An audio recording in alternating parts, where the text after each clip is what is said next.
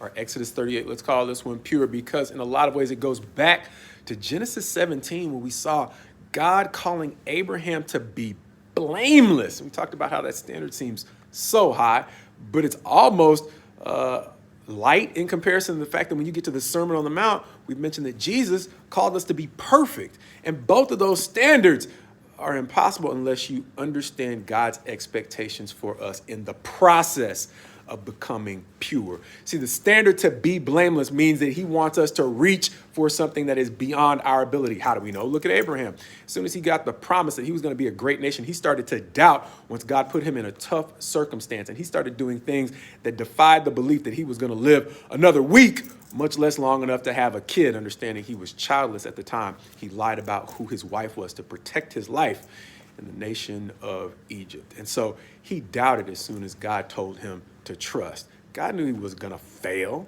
but he also provided a way for him to restore his relationship and fix what was broken. Fast forward to where we are now in Exodus 38. And now he has a number of people that he's dealing with, not just a one-on-one relationship with Abraham. And as soon as they walk into that tabernacle that we have been talking about, they have a fixture that reminds them that they have to be held accountable for the ways that likewise they fall short of the requirement to be blameless before God. Is that to remind them just that they're imperfect and God is just better than they are? No, it's because he wants a relationship with them.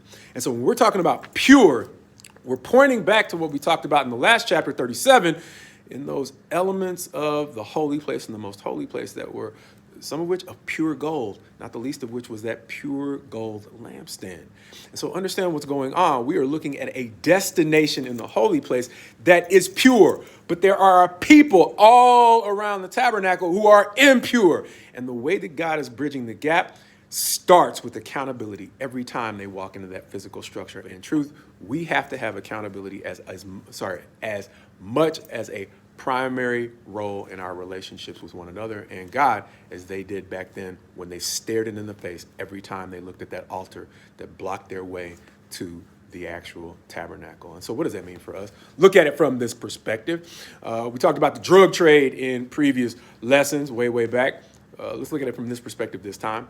If you have somebody who is in the habit of partnering up with somebody to deal drugs and they look over at that person at some point and be like, you know what, I got a confession to make. About to go deal some drugs. That person will look back at them and say, of course, that's what we're doing, but what are you doing? That's ridiculous. Why are you telling me that? Likewise, if somebody's partnered up in buying drugs and they look at their regular crime partner and they look over and say, I got a confession to make. I'm about to go buy some drugs. And partner will look back at them and say, of course, that's why we're here.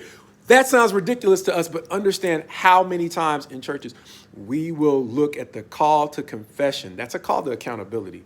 And we will confess to people who have either no interest or no ability to hold us accountable. And we will call that confession.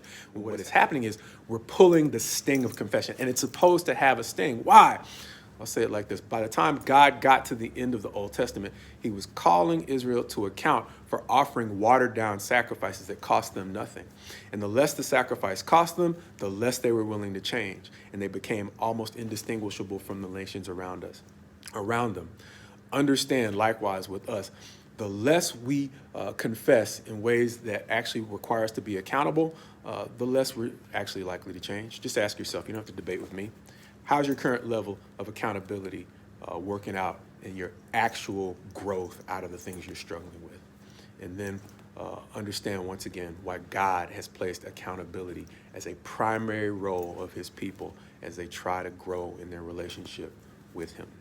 One of the hardest things I had to do as I was deciding whether or not to try to become a minister was leaning into public confession. And that's exactly what I did, as much as I hated it.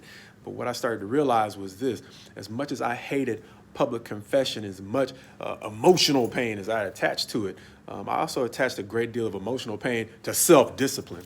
But over time, the thought of going back before the congregation one more again, as we say it sometimes down south, made the pain of self-discipline a lot less. And what I started to do over time was to check myself on the front end to avoid having to go back and confess the ways I simply was not getting better. And so sometimes what we lose in avoiding the shame of public confession is our opportunity to actually grow and get better.